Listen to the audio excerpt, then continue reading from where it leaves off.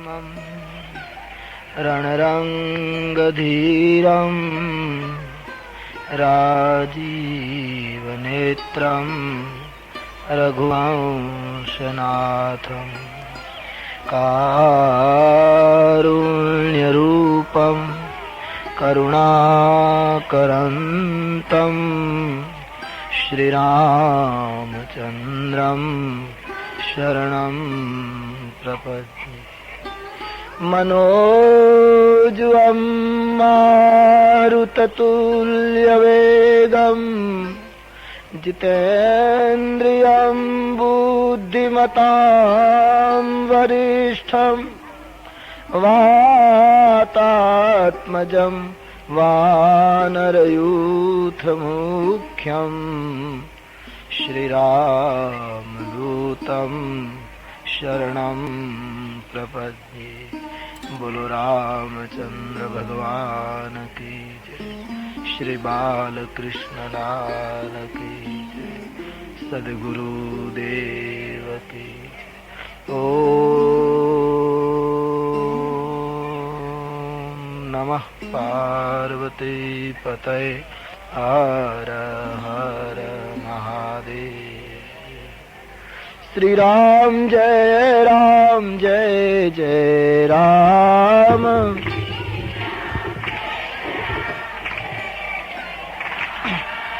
श्री राम जय जय राम।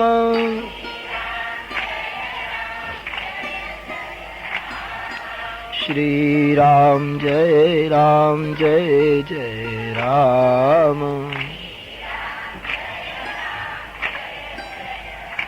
हम श्री राम जय जय राम।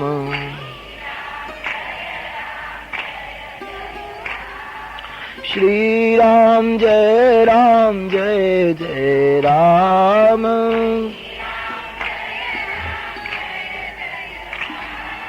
श्री राम जय जय राम।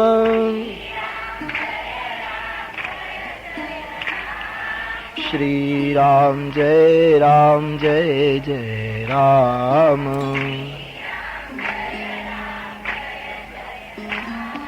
श्री राम जय जय राम।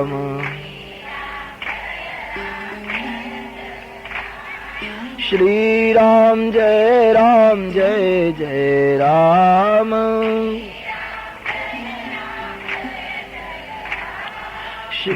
राम जय जय राम। श्री राम जय जय राम। श्री राम जय जय राम। श्री राम जय जय राम। श्री राम जय जय राम। श्री राम जय जय राम। श्री राम जय जय राम। श्री राम जय जय राम।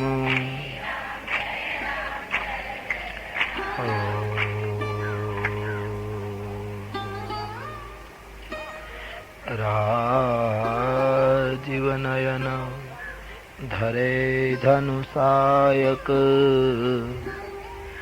भगत विपति भंजन सुखदायक। मंगल भवन अमंगल हारी द्रवंसो दशरथ अजिर बिहारी। जनक सुता जग जननी जानकी अतिशय प्रिय करुणा निधान की। ताके जुगपद कमल मनावऊं सुकृपा निर्मल मति पावन महावीर बीनवं हनुमाना राम जासु जस आप बखाना प्रणव पवन कुमार खलबन पावक ज्ञान घन जासु हृदय आगार बसहि राम सरचाप धर कुंद इंदु समदेह कुमारमन करुणा अयन जाहि दीन परने करहु कृपा मर्दन मयन सिया राम मैं सब जग जानी सिया राम मैं सब जग जानी करहु प्रणाम जोर जुग पानी।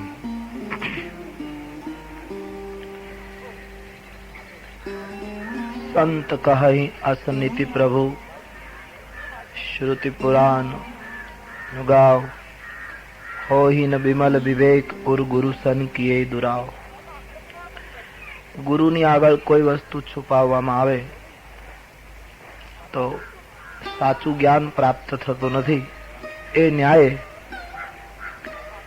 યાજ્ઞવલ્કજીને ભરદ્વાજજીએ કહ્યું, મહર્ષિ મારા મનમાં એક સંશય છે અને એ સંશય આજ મને યોગ્ય વ્યક્તિ મળતા હું પૂછી લેવાની રજા લઉં છું.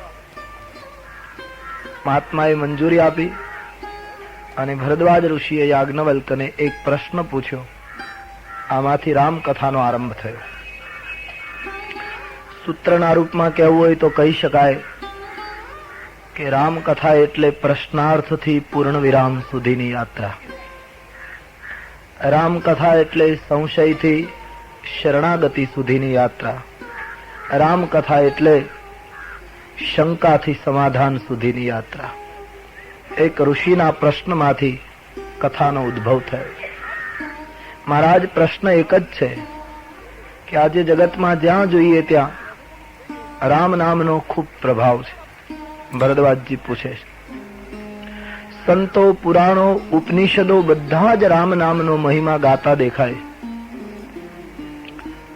ભગવાન શિવજી જે સ્વયં અવિનાશી છે એ પણ કૈલાસ ઉપર બેસીને સતત રામ નામનો મંગલમય જપ કર્યા કરે છે. તો મારા મનમાં પ્રશ્ન એ થયો છે બાપજી કે આ રામ કોણ છે જેના નામનો આટલો બધો મહિમા છે? ઋષિ મુનિઓ ગાય, શાસ્ત્રો અને ઉપનિષદો એ નામનો મહિમા ગાય, ત્યાં સુધી વાંધો નથી, પણ સ્વયં ચંદ્રશેખર ભગવાન શિવજી એ નામના ગુણગાન ગાય એટલે મને પ્રશ્ન થયો છે કે રામ કોણ? મહારાજ આપ એમ નહીં માનશો કે મને રામની બિલકુલ ખબર નથી. એક રામની મને ખબર હતી, ખબર છે. એક રામ અવધેશ કુમારા તિન કર વિદિત સકલ સંસારા. એક રામ તો દશરથજીના પુત્ર અને એ 4 ભાઈઓ હતા. જનકપુરમાં એમનું લગ્ન થયેલું, રામને ગાદી મળવાની હતી, પછી એને વનવાસ જવું પડ્યું અને સીતાજીને રાક્ષસ લઈ ગયો. પછી રામજી એને મારવા માટે ચડાઈ કરી, રાવણને મારી સીતાને લઈને રામ અયોધ્યા આવ્યા. આ ઐતિહાસિક રામની તો મને ખબર છે. રામના આ ચરિત્રને હું જાણું છું, પણ પ્રશ્ન એ થયો છે કે દશરથના પુત્ર રામ એનું જ નામ શિવ અને ઉપનિષદો ગાય છે કે પછી શિવ અને ઉપનિષદ જે નામનો મહિમા ગાય એ રામ પણ જુદા અને દશરથના પુત્ર રાજકુમાર રામ પણ જુદા, અથવા તો એ બંને એક? આપ આટલું સમાધાન કરો. પ્રભુ સોઈ રામ की अपर को जाहि जपत त्रिपुरारी सत्य धाम सर्वज्ञ तुम कहूं विवेक विचारी. શંકર જેના નામનો જપ કરે એ દશરથના પુત્ર રામ એનું જ નામ, કે પછી દશરથના પુત્ર રામ એ એક ઐતિહાસિક રામ હતા અને શંકરજી જેના નામનો જપ કરે એ કોઈ બીજા રામ હતા, અથવા તો એ બંને એક જ તત્વ છે? આ મને સમજાવો. આ પ્રશ્નમાંથી રામાયણનો જન્મ થયો છે. હવે સવાલ એ થાય કે ભરદ્વાજ જેવી વ્યક્તિ આટલા વર્ષોથી પ્રયાગમાં નિવાસ કરે એને રામ કોણ એ ખબર નહીં હોય? કદાચ તુલસીદાસજીએ માનવ સમાજના પ્રશ્નોનું પ્રતિનિધિત્વ ભરદ્વાજજીના પ્રશ્નમાં મૂક્યું છે. મારો ને તમારો પ્રશ્ન ભરદ્વાજજી દ્વારા પૂછાયો. આજે પણ મોટી મુશ્કેલી આ છે, આપણા જીવનમાં નક્કી થતું નથી રામ કોણ. આજે પણ ઘણા લોકો પ્રશ્ન કરતા હોય છે કે દશરથજીના પુત્ર એ જ રામ, એ જ બ્રહ્મ, કે પછી બ્રહ્મ પણ જુદા અને દશરથના પુત્ર એક મહામાનવ થઈ ગયા એ પણ જુદા. આ પ્રશ્ન ભરદ્વાજજીએ માનવ સમાજનું પ્રતિનિધિત્વ કરતા હોય એમ પૂછ્યું છે. બ્રહ્મ તત્વ નક્કી કરવું બહુ કઠિન છે. સંસારનું દર્શન કરીએ ને, સંસારનું શું, આપણે આપણા અંગત જીવનનું દર્શન કરીએ તોય આપણા જીવનમાં આપણે પૂજા પાઠ કરતા હોઈએ, ચિંતન સ્મરણ મનન કરતા હોઈએ તોય આમ ચોક્કસ આપણા મનમાં ક્યારે એમ નક્કી છે કે બ્રહ્મ હોય જ. પૂજા પાઠ કરનારને પણ ઘણી વખત એમ થાય કે બ્રહ્મ જેવું હશે કે પછી આ વડીલોએ ચાલુ કર્યું છે એટલે આપણે ચાલુ રાખ્યું છે. આવું આસ્તિકોના મનમાં પણ ક્યારેક ક્યારેક થયા કરે. અને જે લોકો બ્રહ્મમાં નથી માનતા એ લોકો પણ ચોક્કસ નથી. એ લોકો એમ સાવ દ્રઢ નથી કહી શકતા કે બ્રહ્મ જેવું કઈ છે જ નહીં. એના ઉપરથી એમ કહી શકાય કે ઈશ્વરને માનનારા પણ બહુ ચોક્કસ નથી, અને ઈશ્વર જેવું કઈ છે જ નહીં એ લોકો પણ ચોક્કસ નથી. કારણ કે એને એમ ક્યારેક ક્યારેક થાય કે ઈશ્વર જેવું કઈ હોય નહીં તો આ બધું કેમ ચાલે, આ જગતનું સંચાલન કેમ થાય. વિજ્ઞાનનો પણ એવો સિદ્ધાંત છે, સર્જન હોય તો સર્જક હોવો જોઈએ. કોઈ પણ ચિત્ર હોય તો ચિત્રકાર હોવો જોઈએ. પછી દેખાય ન દેખાય, હયાત હોય ન હોય એક વાત જુદી, પણ કોઈ પણ કૃતિ દેખાય તો કૃતિકાર હોવો જ જોઈએ ને. આ જગત દેખાય છે તો જગતને બનાવનારું કોઈ તત્વ હોવું જોઈએ, પણ નક્કી થતું નથી. મોટા ભાગની સ્થિતિ વચ્ચેની સ્થિતિ છે. ન તો પૂર્ણ હા કહી શકાય એવું, ન તો પૂર્ણ. આપણે ત્યાં બહુ જૂની વાર્તા છે કે એક ગામના પાદરમાં એક મહાત્મા આવેલા, પછી આખું ગામ એનું સામૈયું કરવા ગયું, સ્વાગત કરવા ગયું. પછી મહાત્માને કહ્યું તમે અમારા ગામમાં આવીને પ્રવચન આપો, તમારા જેવા સંત પ્રવચન આપશે તો અમારા ગામને બ્રહ્મ વિશે કંઈક વધારે જાણવાનું મળશે. તો પેલા મહાત્માએ કહ્યું ભાઈ હું પ્રવચન તો આપું પણ મારી એક શરત છે. શું? કે હું પ્રવચનના આરંભમાં બધાને એક પ્રશ્ન પૂછું, એ પ્રશ્નનો પ્રત્યુત્તર મને સંતોષકારક મળે તો હું પ્રવચન કરું. એ ગામના આગેવાનોએ કહ્યું બાપજી આપ જેવા સંત પ્રશ્ન પૂછો એનો જવાબ અમે કેમ આપી શકીએ, આપ તો કેટલા વિદ્વાન. બોલે ભલે ને આપને જવાબમાં બીજું કઈ ના આવડે તો ના તો પાડો ને કે અમને ખબર નથી, તમારે હા કે નામાં જવાબ આપવાનો, પણ જવાબ આપો તો જ હું પ્રવચન કરું. તો ગામ લોકોને થયું એમાં શું વાંધો, ખબર હશે તો આ પાડીશું, નહીં ખબર હોય તો ના કહીશું. સારું, નક્કી થયું. ગાદી ગોઠવાય, આખું ગામ જમા થયું. મહાત્મા આવ્યા, વ્યાસ ગાદી ઉપર વિરાજિત થયા, ચિક્કાર મેદની. સંતે બધાને પૂછ્યું કે ભાઈ મારા નિયમ પ્રમાણે હું પ્રવચન કરું એના પહેલા એક પ્રશ્નનો જવાબ આપો. બોલો આ જગતમાં ઈશ્વર છે? આવો પ્રશ્ન પૂછ્યો. હા કે નામાં જવાબ આપી દો. હવે પ્રવચન ગોઠવેલું બ્રહ્મ વિશે સાંભળવા ભેગા થયા હતા, કઈ થોડા ના પાડે કે બ્રહ્મ જેવું કઈ છે નહીં. આખી સભાએ હાથ ઊંચા કરીને કહ્યું હા ભગવાન છે, ઈશ્વર વગર તો આ બધું ચાલે કેમ? ઈશ્વર તો છે જ. બોલે મને રાજી કરવા માટે નહીં કહેશો, ઈમાનદારી પૂર્વક કહો. બોલે ઈમાનદારી પૂર્વક, ઈશ્વર તો છે, એ વગર બધું ચાલે કેમ? ચોક્કસ બોલો છો ઈશ્વર છે કે? હા ચોક્કસ. 3 વાર મહાત્માએ પૂછ્યું, લોકોએ 3 વાર હા પાડી. મહાત્મા ગાદી ઉપરથી ઉતરી જતા રહે. પ્રવચન આપ્યું, લોકો હેરાન થઈ ગયા કે આટલી મોટી વ્યવસ્થા કરી, બાપજીએ પ્રશ્ન પૂછ્યો, આપણે બધા હા પાડી કે ઈશ્વર છે ને જતા કેમ રહ્યા? આયોજકો ગયા મહાત્મા પાસે, કેમ બાપજી આપ જતા રહ્યા? આ બોલે બસ હવે કઈ પ્રવચન આપવાની મને જરૂર ન લાગી. કેમ?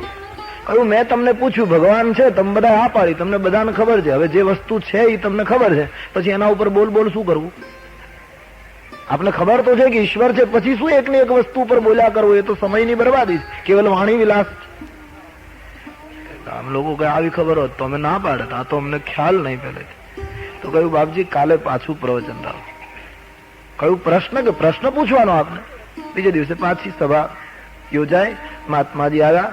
પણ દરમિયાન ગામ લોકોએ મીટિંગ બોલાવી નક્કી કરેલું કે આજ બાપજી જો પૂછે તો આખા ગામે ના પાડવાની કે ઈશ્વર જેવું કઈ છે.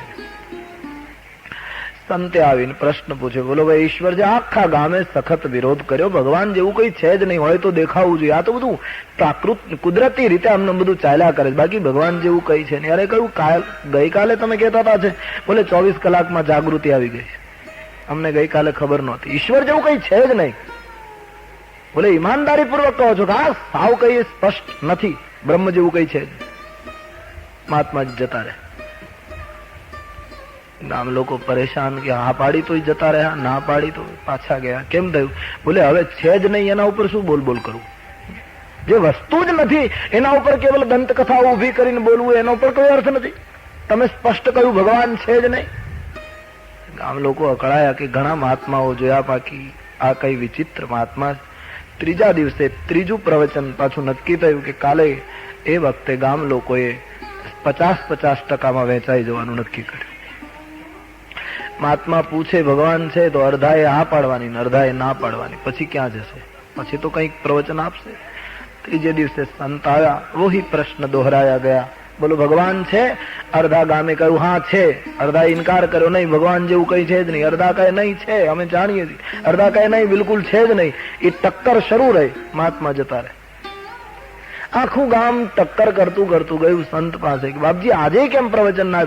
બોલે હવે તો પ્રવચન આપવાનું કોઈ કારણ જ નથી. કેમ કે અડધા ગામને ખબર છે કે ઈશ્વર છે, બરાબર, અને અડધાને ખબર નથી, બરાબર. કે તો એક કામ કરો, જેને ખબર છે એ નથી ખબર વાળાને કહી દે, એટલે બહારના માણસને લાવવો જ ન પડે. ગામમાં ગામમાં વાત પૂરી થઈ જાય. જે લોકો જાણે છે એ નથી જાણતા, એને વાત કહી દે. મૂળ વાત ગામ લોકોના માનસમાં દ્રઢ નહોતું કે બ્રહ્મ છે, રામ છે. અમારો તમારો પ્રશ્ન છે. ભરદ્વાજજીએ પ્રતિનિધિત્વ કર્યું છે. રામ કવન પ્રભુ પૂછવું તોગી, કહું બુજાઈ કૃપા નિધિ મોગી. રામ કોણ? અહીંથી કથાનો આરંભ થાય. યાજ્ઞવલ્ક બોલે મુસ્કાઈ, તુમ હી વિદિત રઘુપતિ પ્રભુતાઈ. હે ભરદ્વાજજી, યાજ્ઞવલ્કજી પ્રશ્ન સાંભળીને મનમાં હસ્યા છે. અતિ આનંદ થયો યાજ્ઞવલ્કને કે સંત આપના પ્રશ્નથી હું ખુશ થાઉં છું.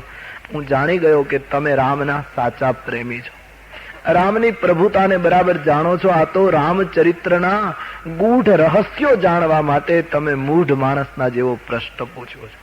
ઉપરથી અજ્ઞાનતા દાખવી છે કે રામ કોણ, બાકી આપ રામના પ્રેમી છો, રામથી પરિચિત છો. રામચરિત્રને પ્રેમથી શ્રવણ કરવા માટે અજ્ઞાનીની જેમ પ્રશ્ન પૂછ્યો છે ભરદ્વાજજી. પણ આપ જેવા સંત જો શ્રોતા તરીકે મળતા હોય તો હું અવશ્ય રામ કથા કહીશ. યાજ્ઞવલ્ક ભરદ્વાજજીના પ્રશ્નથી આનંદિત થયા. કથા કહેવા માટે યાજ્ઞવલ્કજી તૈયાર થયા છે. હું આપના પ્રશ્નનો પ્રત્યુત્તરમાં કથા કરીશ. અક્ષયવટની છાયામાં કર્મની ભૂમિકા ઉપર યાજ્ઞવલ્કજીની કથાનો આરંભ થાય છે. શ્રોતા તરીકે ભરદ્વાજજી બેઠા છે. એક જ વ્યક્તિ કથા સાંભળે છે, અને છતાં એ કથા એટલી સરસ જામી, એટલી સરસ ચાલી કે હજી યાજ્ઞવલ્ક અને ભરદ્વાજજીના કથા પ્રસંગની પૂર્ણાહુતિ ક્યાંય બતાવવામાં આવી નથી. એ કથા હજુ પણ ચાલે છે. આપણા ભારતમાં બે માન્યતા પ્રવર્તે છે. વૈષ્ણવોમાં, ખાસ કરીને કૃષ્ણ ઉપાસકોમાં, વ્રજભૂમિમાં હજી પણ રાસ થાય છે એવી શ્રદ્ધા છે. અધિકારીઓને રાસલીલાના દર્શન થાય છે. અને રામ ઉપાસકોમાં, પ્રયાગમાં હજી પણ યાજ્ઞવલ્કજી કથા કહે છે. અધિકારી લોકો એને સાંભળી શકે. આ કથાની પૂર્ણાહુતિ રામાયણમાં લખી નથી, કારણ કે એ તો ગંગાના પ્રવાહને કિનારે કથા. એ તો ગંગાનો પ્રવાહ જયારે બંધ થાય ત્યારે આ કથા બંધ થાય. એટલે યાજ્ઞવલ્ક મહારાજ પ્રસન્ન થઈ મંગલાચરણ કરી રામકથાનો આરંભ કરે છે. પરમાત્માનું ધ્યાન કર્યું છે. બે ચોપાઈમાં રામાયણનું મહાત્મય ગાયું કે હે ભરદ્વાજજી, આપે મને રામકથા પૂછી છે, રામકથા માટે મારો અભિપ્રાય હું આપને કહું. રામકથા શશિ કિરણ સમાના. રામકથા એ ચંદ્રના કિરણ સમાન છે. ચંદ્રનું કિરણ જેમ બધાને પ્રિય લાગે, પણ ચકોર પંખીને વધારે પ્રિય લાગે, એમ રામકથા સંતરૂપી ચકોરોને ચંદ્રની કિરણ સમાન સુખ આપે. મહામોહ મહિષેશ વિશાલા, રામકથા કલી કાલી કરાલા. મહિષાસુર રાક્ષસને જેમ કાલિકાએ માર્યો, એમ મોહરૂપી મહિષાસુર રાક્ષસને મારવામાં રામકથા એ કાલિકા સમાન છે. માનવીના હૃદયમાં મોહ ઉત્પન્ન થાય તો એને રામકથા તોડી શકે. કારણ કે રામાયણના બધા શ્રોતાઓએ, ખાસ કરીને રામાયણના જે શ્રોતાઓ છે, પાર્વતી, ગરુડ, ભરદ્વાજજી, આ બધાએ પોતાના એ શ્રોતાઓએ કથા સાંભળતા સાંભળતા ઉત્તરકાંડમાં સ્વીકાર્યું છે, ગયેવું મૌર સંદેહ, સુનેવું સકલ રઘુપતિ ચરિત, ભયેવું રામ પદ ને તવ પ્રતાપ વાયસ્તે. અમારો મોહ નાશ પામ્યો. પરમાત્માની કથામાં એવી શક્તિ છે માનવીના મોહનો નાશ કરવાનો. એકવાર માણસ પૂર્વગ્રહ રાખ્યા વગર, કોઈ પણ જાતનો આગ્રહ રાખ્યા વગર રામકથાને બે કાન સોંપી દે, બસ કેવલ 2 કાન સોંપીને બેસી જાય અને શાંતિથી રામકથાનું શ્રવણ કરે તો માનવીનો મોહ દૂર થાય. એ નિર્વિવાદ છે. ભગવત કથાની એ શક્તિ છે.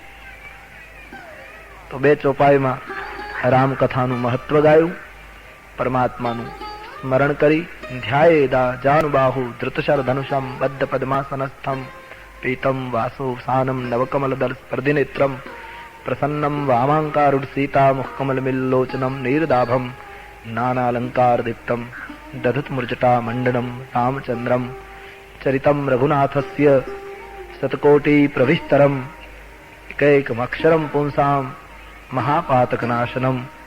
એક શબ્દ, એક અક્ષર મહાન પાપનો નાશ કરે એવું જે શાસ્ત્ર છે, એ દિવ્ય કથાનો આરંભ ભરદ્વાજજીની સન્મુખ યાજ્ઞવલ્કએ કર્યો. મહર્ષિ, હા બાપજી, આપે જે પ્રશ્ન પૂછ્યો કે રામ કોણ, આ પ્રશ્ન બહુ જૂનો છે, નવો નથી, આગળ પૂછાઈ ગયેલો છે.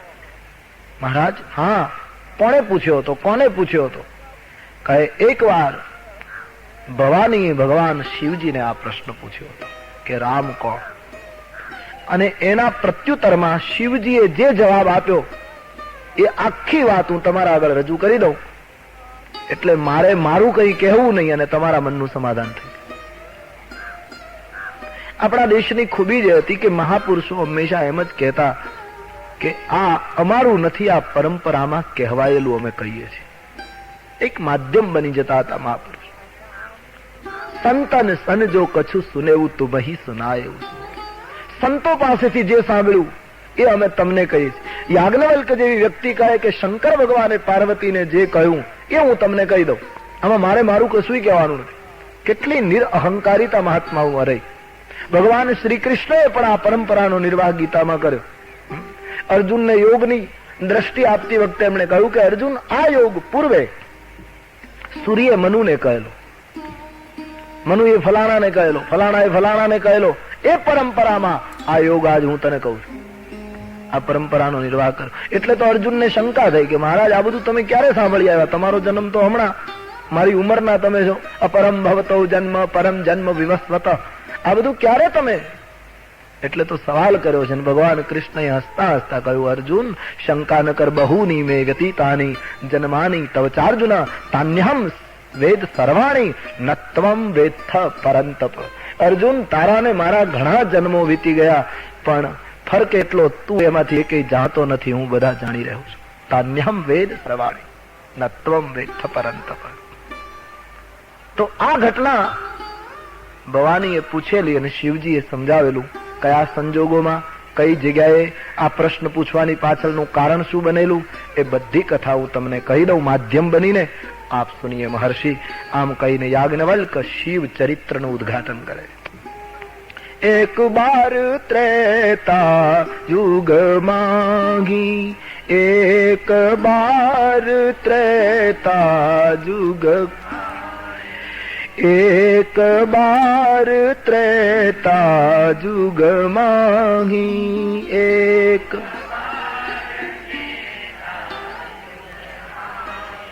શંભુ ગયે કુંભજ ઋષિ પાહી શંભુ ગયે સંગ સતી જગ જનની ભવાની સંગ સતી પૂજે ઋષિ અખિલેશ્વર જાની પૂજે ઋષિ અખિલેશ્વર રામ કથા મુનિ બરજ બખાની રામ કથા સુની મહેશ પરમ સુખ માની સુની મહેશ પરમ સુખ. હે ભરદ્વાજજી, એક વાર ત્રેતાયુગમાં ભગવાન શિવજીને રામકથા સાંભળવાની ઈચ્છા થઈ અને તેથી કૈલાસના શિખરથી નીચે ઉતરી સંગ સતી જગ જનની ભવાની, જગતની જનેતા ભવાની શંકરજીની સાથે છે અને બંને જણ રામકથા સાંભળવા માટે અગસ્ત ઋષિના આશ્રમમાં ગયા. કુંભજ ઋષિ શબ્દ વાપર્યો છે. કુંભજ, કુંભજ યાની જેનો કુંભમાંથી જન્મ થયો છે, ગળામાંથી જેનો જન્મ છે. રામકથા દરિયા જેવડી કથા. હવે દરિયા જેવી કથા જેનો જન્મ ઘડામાંથી થયો એની પાસે સાંભળવા માટે ગયા. રઘુબીર ચરિત અપાર, રઘુબીર ચરિત અપાર, બારિધિ પાર કવિ કોને લાગ્યો નિજ ગીરા પાવની કરની કારણ. રામ જસ તુલસી કયો. બાબાજીએ કહ્યું રઘુવીરની ચરિત્ર એ તો અપાર સમુદ્ર. હવે સમુદ્ર જેવી કથા જેનો જન્મ ઘડામાંથી થયો એની પાસે સાંભળવા ગયા. કદાચ એટલા માટે અગસ્ત્યજીને પસંદ કર્યા કે અગસ્ત્યજી કેવલ ઘડામાંથી જન્મ્યા, ભલે એનો જન્મ ઘડામાંથી, પણ પુરાણ પ્રસિદ્ધ કથા છે કે 3 અંજલિમાં આખો સમુદ્ર પી ગયા હતા. શંકરજીને થયું કે રામચરિત્રનો સાગર પણ પૂરેપૂરો પી ગયા છે અગસ્ત્યજી, અને તેથી કથા એની પાસે સાંભળવી જોઈએ, જે ભલે આમ જન્મ ભલે કુંભજ હોય. નહીતર રામાયણના આદિ સર્જક ભગવાન શિવજી પણ એને સાંભળવાનો કેટલો પ્રેમ કે આટલી કૈલાસની ઊંચી ગાદી છોડીને કથા શ્રવણ કરવા માટે પતિ પત્ની છેક અગસ્ત્યજીના આશ્રમે ગયા. આવ્યા. અગસ્ત મહારાજ અતિ આનંદમાં આવી ગયા. જગજનની ભવાની સાથે છે, બંનેને વિરાજિત કર્યા. અગસ્ત મહારાજે શિવજીની પૂજા કરી. પહેલા શિવજીની પૂજા કરી. શંકર ભગવાનની પૂજા જયારે અગસ્ત્યજી કરવા લાગ્યા ભરદ્વાજજી, ત્યારે શંકર ભગવાન પ્રસન્ન થઈ ગયા. શંકરજીને થયું ધન્ય છે આ મહાપુરુષ. કારણ નિયમ એવો કે શ્રોતા હોય એ વક્તાની પૂજા કરે. ત્યારે અહીંયા એવું બન્યું કે શ્રોતા તરીકે શંકર ભગવાન આવ્યા, વક્તા તરીકે અગસ્ત બેસવાના. તો નિયમ પ્રમાણે શંકર ભગવાને અગસ્ત્યજીની પૂજા કરવી જોઈએ, પણ આજ અગસ્ત મહારાજ વક્તા છતાં શ્રોતાની પૂજા કરવા લાગ્યા. અગસ્ત્યજીની નિરાભિમાનિતા, એની સરળતા જોઈ શંકર ભગવાન ખૂબ પ્રસન્ન થયા કે સંતમાં કેટલી સરળતા છે, મારે એની પૂજા કરવી જોઈએ, છતાં એ વક્તા બનીને મારી પૂજા કરી રહ્યા છે. શંકર ભગવાને પૂજાનો આવો સરસ અર્થ કર્યો. પણ શંકરજીની પૂજા કરીને એ ભવાનીની પૂજા કરવા ગયા અગસ્ત મહારાજ, તો ભવાની એનો ગલત અર્થ કર્યો. ભવાનીની જેવી પૂજા અગસ્ત્યજીએ શરૂ કરી તો ભવાની એમ વિચારવા લાગ્યા કે હવે આ શું કથા કહેવાનું.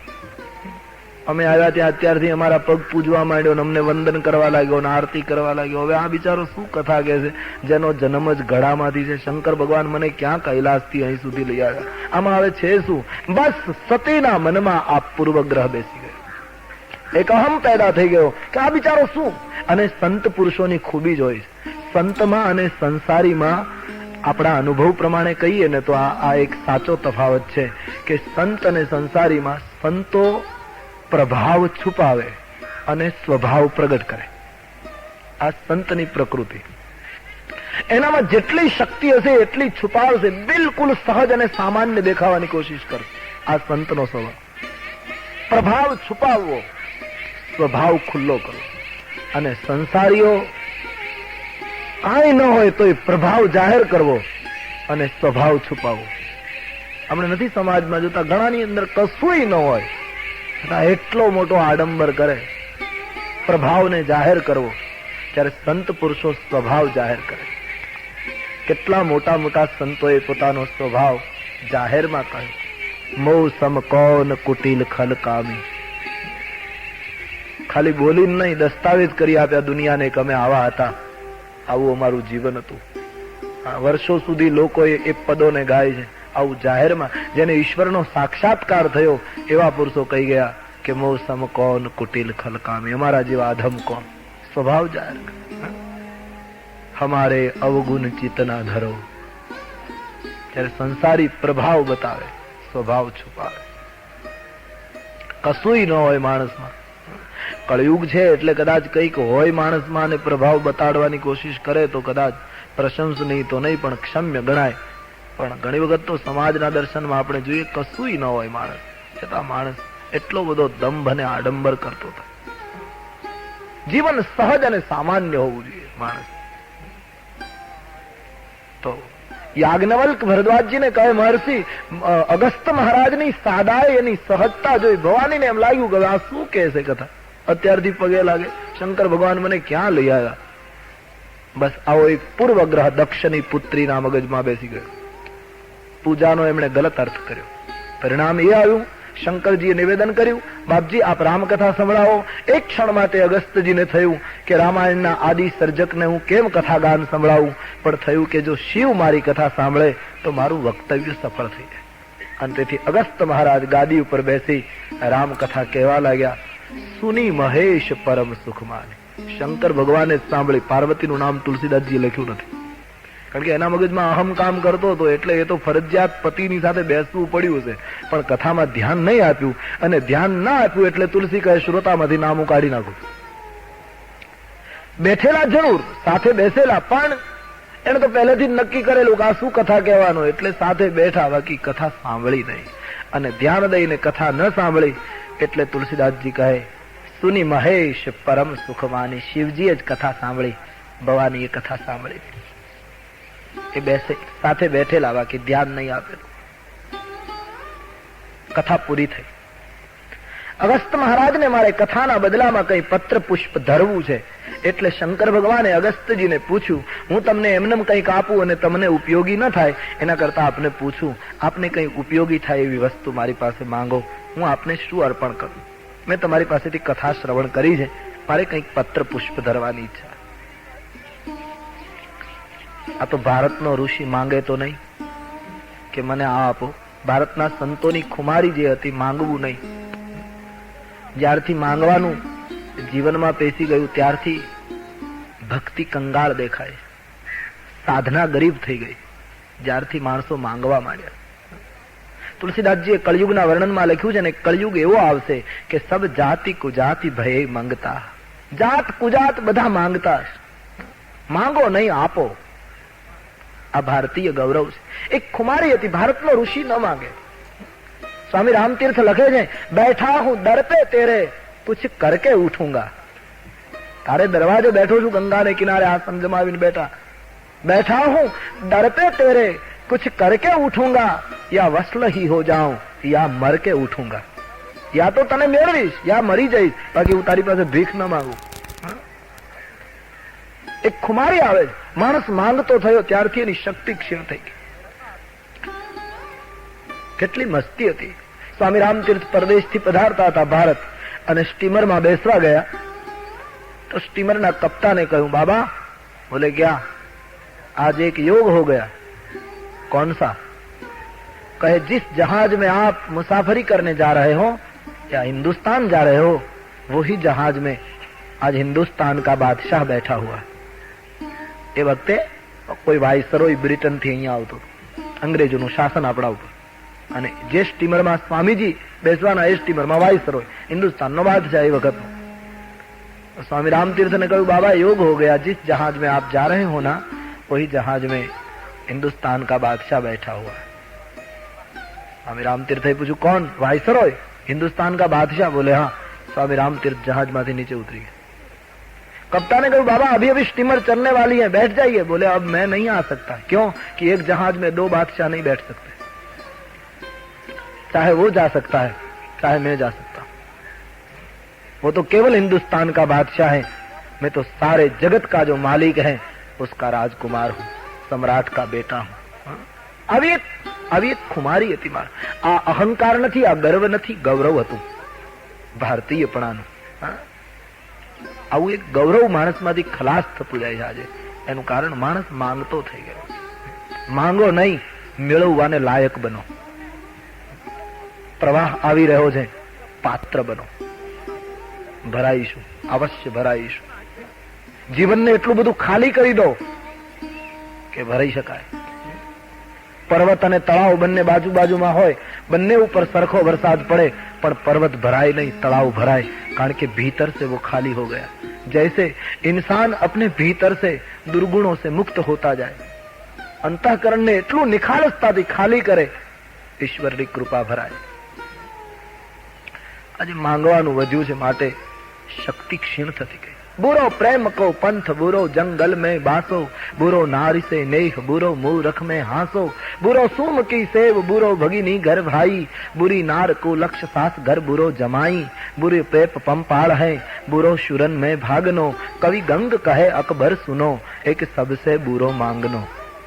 आ जगत में बधा करता बुरी वस्तु कोईनी पासे माणस भीख मांगे, लायक बनिए। तो ऋषि मांगता नहीं।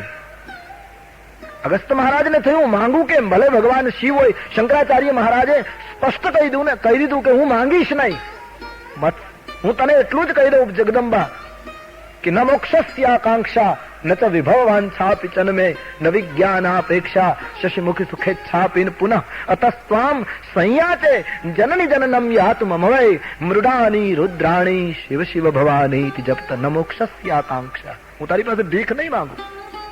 જગતગુરુ માતાજીની સ્તુતિમાં તો તારે જેમ નિર્ણય કરવો એમ કર, હું તારો દીકરો છું, તારે દ્વાર આવીને ઉભો છું, યથા યોગ્યમ તથા કરું। મેં મારી જાહેરાત કરી દીધી છે કે મત સમહ પાપ કી નાસ્તી પાપ ઘનિન ત્વત સમાન ही एवं ज्ञात्वा महादेवी यथा योग्यम तथा। હું માંગીશ નહીં બસ। આજે ભક્તિ સફળ નથી થતી એનું મોટું કારણ ભક્તિની પાછળ મારો ને તમારો સોદો છે। મોટા ભાગની ભક્તિ કંઈક મેળવવા માટે થઈ રહી છે। હું ભક્તિ કરું, ભજન કરું, આટલો જપ કરું, મને આટલું મળે। કાં તો કોઈને પદાર્થો જોઈએ છે, કાં તો કદાચ પદાર્થો નહીં જોતા હોય તો પુણ્ય જોઈએ છે કે અમને પુણ્ય મળે। ભક્તિ પદાર્થ માટે ને પુણ્ય માટે ન હોય, ભક્તિ તો ઈશ્વર ઉપર પ્રેમ માટે હોય। પ્રભુ તું અમને વાલો છે, બસ એટલા માટે અમે તારી ભક્તિ કરી, બીજું કોઈ કારણ નહીં। તારે સ્વર્ગ આપવું હોય, નરક આપવું હોય, તારે જે કરવું એ કર, તું સ્વતંત્ર છો। અમે તને પ્રેમ કરીએ છીએ, અમે તારું નામ લઈએ છીએ, એનું કેવલ કારણ તું અમને પ્રેમ છે, તારી સાથે અમને પ્રેમ છે। હું માંગુ નહીં। આવી જો પ્રત્યેક વ્યક્તિના હૃદયમાં એક નિષ્ઠા ઉભી થાય તો સાધના ચરિતાર્થ થાય। મીરા કહે હું વૃંદાવનમાં દોડું એનો અર્થ મને કૃષ્ણ મળે કે ન મળે નહીં। ચોબાઓએ પૂછેલું મીરાને કે તમે દોડો છો નકામું, તમને કૃષ્ણ નહીં મળે। કૃષ્ણને 5000 વર્ષ થઈ ગયા। બોલે તમને કહ્યું કોણે કે હું કૃષ્ણ માટે દોડું? કૃષ્ણ મળે કે ન મળે એનો મેં વિચાર જ નથી કર્યો, પણ કૃષ્ણને મળવા માટે દોડવાનો જે આનંદ આવે છે એ આનંદ માટે હું દોડું। મળે કે ન મળે એની મોજ, એની ખુશી ઉપર આધાર। ભગવાન કૃષ્ણ તો સ્વતંત્ર શક્તિ છે। હું ભજન એટલા માટે કરીશ બસ। પેલી આપણી બહુ જૂની કથા છે ને કે મસ્જિદની અંદર એક ફકીર 20 વર્ષથી નમાજ પડતો હતો। એની નક્કી થઈ ગયેલી જગ્યા કે એક જ જગ્યાએ નમાજ પડે, એના હાથ પગના ખાડા પડી ગયેલા જમીનમાં, એની જગ્યા રિઝર્વ રહે, ત્યાં કોઈ નમાજ ન પડે। એ માણસ બસ હોય જ 20 વર્ષથી અખંડ બંદગી એની। 21મા વર્ષની પહેલી નમાજ જયારે બધા પડતા હતા એમાં પેલો ફકીર પોતાની 20 વર્ષથી નિયત જગ્યા હતી ત્યાં ઉભો નમાજ અદા કરવા ગયો। 21મા વર્ષે 20 વર્ષની અખંડ ભક્તિ। એમાં મસ્જિદમાં આકાશવાણી થઈ કે હે ફકીર, તું 20 વર્ષથી નમાજ પડે છે, પણ તારી એક પણ બંદગી ખુદાને મંજૂર નથી, एक पण नमाज खुदा को कबूल नहीं। सन्नाटा छा गया सारी मस्जिद में। जे लोग नमाज पढ़ता था ये लोग दुखी થઈ ગયા કે 20-20 વર્ષથી જે માણસ ભગવાનની બંદગી કરે ભગવાને એની એકેય બંદગી સ્વીકારી નહીં। સાંભળતા પેલો 20 વર્ષથી નમાજ અદા કરતો તો એ નાચવા લાગ્યો। એક મૌલવી ઉભા હતા, એને કહ્યું તારે નાચવાનો દિવસ નથી, તારે રડવાનો દિવસ। તારી 20 વર્ષની બંદગી ખુદાએ ના મંજૂર કરી, તારે તો રડવું જોઈએ અને તું આજ नाचे કેમ? કે आज હું खूब नाचीश। કેમ कि नमाज कबूल हो न कबूल हो उसको जो चाहे करे, लेकिन एक बात का यकीन हो गया कि उसको पता तो है कि कोई पढ़ रहा है। कबूल करे ना करे मारो गोली, कौन भीख मांगता है कि तू कबूल करे ना करे? लेकिन एक वस्तु नक्की થઈ ગઈ કે એના ખ્યાલમાં તો છે કે કોઈ 20 વર્ષથી ભક્તિ કરે। બસ પ્રભુને કહો ફળ તારી પાસે, અમે ફળની ભીખ નથી માંગતા, યથા યોગ્યમ તથા કરું, પણ પ્રભુ અમને તારી સાથે પ્રેમ છે, બસ એટલો ખ્યાલ રાખે કાફી, બાકી નિર્ણય તું કરજે। ભક્તિ માંગે નહીં, ભક્તિ અર્પણ કરે। માંગે એ તો શૂર્પણખા કહેવાય, આપે એ શબરી કહેવાય। આટલો ફર્ક છે। शूर्पणखा मांगती है, शबरी देती है। तो अगस्त्य जी विचार करे હું માંગુ કેમ? શંકર ભગવાનને કહ્યું મહારાજ હું માંગીશ નહીં, પણ એક વસ્તુ આપને પૂછું। જેમ તમે મને રામકથા પૂછી અને મેં તમને રામકથા કહી, હું તમને રામ ભક્તિ વિશે પૂછું અને આપ મને રામ ભક્તિ કહો। અગસ્ત્ય મહારાજે પૂછ્યું, માંગ્યું નહીં। શિવજી સમજી ગયા, અધિકારી જોઈ, લાયક જોઈ, પાત્રતા જોઈ શંકર ભગવાને અગસ્ત્ય મહારાજને ભક્તિનું દાન કર્યું છે। રામાયણનો એવો મત છે ભક્તિ બે જણ જ આપી શકે છે, એમ રામાયણ માને છે। રામાયણનું દર્શન આમ કરે, એક તો શિવ ભક્તિ આપી શકે અને બીજો સંત કૃપા કરે તો ભક્તિ મળે।